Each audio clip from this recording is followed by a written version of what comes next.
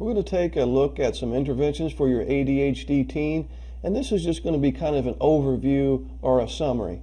In the ebook, we're going to look at some very specific, detailed parenting strategies to use with ADHD teens.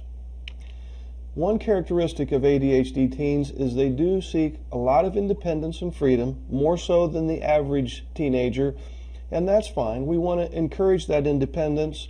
We want to give them the benefit of the doubt and trust them up front until they violate that trust.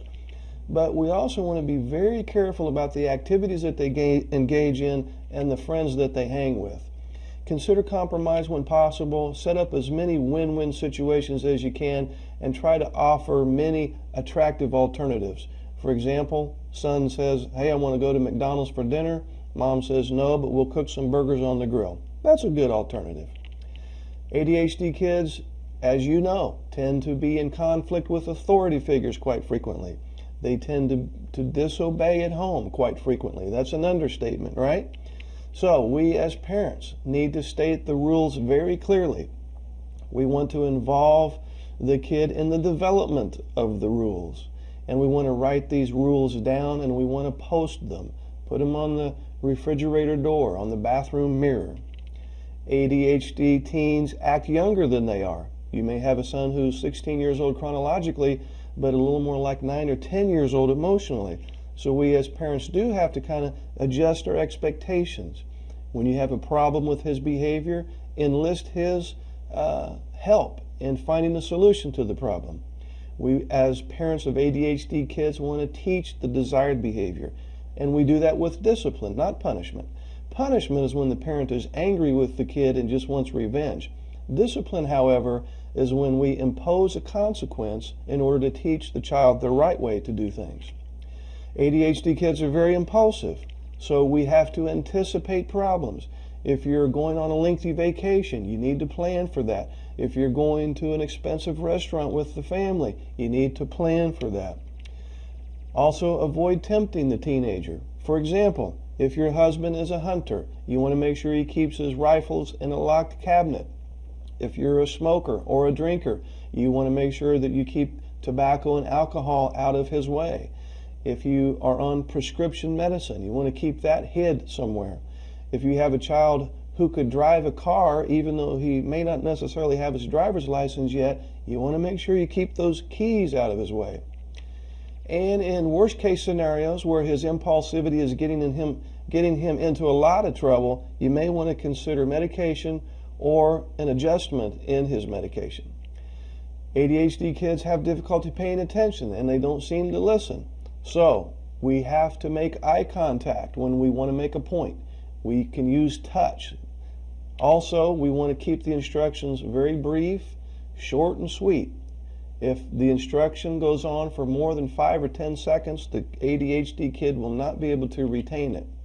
We want to avoid preaching, lecturing, arguing, threatening, getting angry, and so forth. I've had parents say, "Well, you know, I've tried to get him to listen, and I've told him, and I've told him, and I've told him, and it goes in one ear and out the other." Well, to be honest with you, it doesn't even go in the one ear with an ADHD kid. We have to write instructions down. And we have to accept the fact that they're going to look distracted when we're talking to them. And just because they look distracted doesn't necessarily mean that they're ignoring us. ADHD kids are very forgetful. They don't do their chores. So again, we have to make a written list and we want to post that list where they can see it frequently. If they're having trouble with the chore, we can help them get started. If they're not sure how to do it, we can show them how to do it. They can come to us and ask for help while they're doing the chore if they need help. As you may know, if you have an ADHD kid, they're very disorganized. They lose things. They have a messy room. So we need to put their name on their possessions, put their name on their tote bag, on their school bag, on their books. If you have had a son who's lost his cell phone and lost his iPod, you may want to consider purchasing less expensive things. Help him develop organizational skills. We as parents of ADHD kids have to play the role of coach. You may want to list steps in doing chores. For example, cleaning the room. The list might look like this. Step number 1, pick up loose items off the floor. Step number 2, vacuum the floor. Step number 3, pick up loose items off of dresser tops. Step number 4, get the rag and furniture polish from the cabinet and dust dresser tops. Now I know this seems like a lot of extra work to go through, but keep in mind that the ADHD kid has to have very specific, concrete, detailed instructions in order for them to have a snowball's chance in Hades of following through. ADHD kids lack awareness of time and they're late quite frequently, so we can get them a wristwatch alarm. At least that attaches to their body, they'll be less likely to lose it. Also, you can get them a cell phone. If you do, get the belt clip so it attaches to their belt. They'll be less likely to lose that. And just teach awareness of time in general.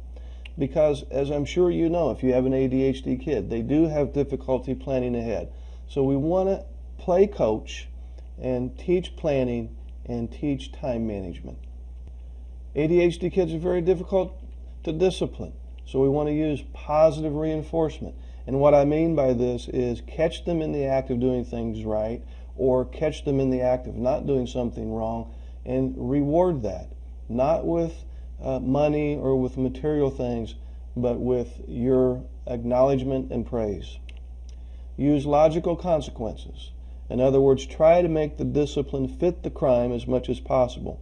For example, if your kid damages property, like say he punches a hole in the wall or something, it would make sense for him to help with the repair and also pay for the damage. We want to issue a consequence immediately for misbehavior, and we want to reward immediately for good behavior. Be consistent. Make sure that good behavior always gets a reward and that negative behavior always gets a consequence. Be creative and try to come up with new rewards and new consequences periodically. And also use behavioral charts as needed. ADHD kids have low frustration tolerance and they can be very irritable from time to time. So when they are irritable and when they're emotional, that's going to be a good time for you to muster up some empathy, some active listening skills, and to both teach and model anger control. And we look at some very specific strategies to do this in the ebook. ADHD kids argue, and you get a lot of backtalk from them. We have to pick our battles very carefully with ADHD kids. Some things you may just want to ignore. Some things you may just want to walk away from. Other times you may want to assert yourself and issue a consequence. If you and your child are upset at the time, you may want to let an hour go by before you come back and talk to him about the consequence. ADHD kids tend not to want to take responsibility for their misbehavior. So again, we need to hold them accountable each and every time. Be consistent with both rewards and consequence. ADHD kids tend to be deceptive and can be dishonest. So if you know the answer, don't ask.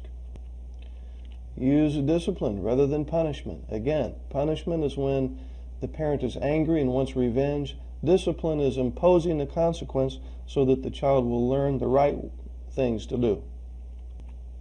ADHD kids can be very restless and they're easily bored. Their two emotions are mad and bored. So we as parents want to get them involved in activities and sports, especially sports where, such as football, soccer, those types of activities where they burn up a lot of energy. Also, we can plan interesting family outings. We can encourage our ADHD kid to cultivate interests and hobbies and just a variety of interesting, energy-burning activities. ADHD kids tend to want the parent to buy them stuff all the time. So one of the things that we can do is provide them with opportunities to earn money, then they can buy their own things. Because as you'll read about in the ebook, self-reliance is key. We want to plan for holidays. or birthdays. For example, you want to let your ADHD kid know up front that you're only spending $50 for his birthday, or you're not going to go over a $70 limit for Christmas presents for each child. Set some type of limit, some type of boundary up front. Because ADHD kids tend to lose their things and break their things, you will want to purchase fewer things, and the things that you do purchase, you want to make sure they're the less expensive items.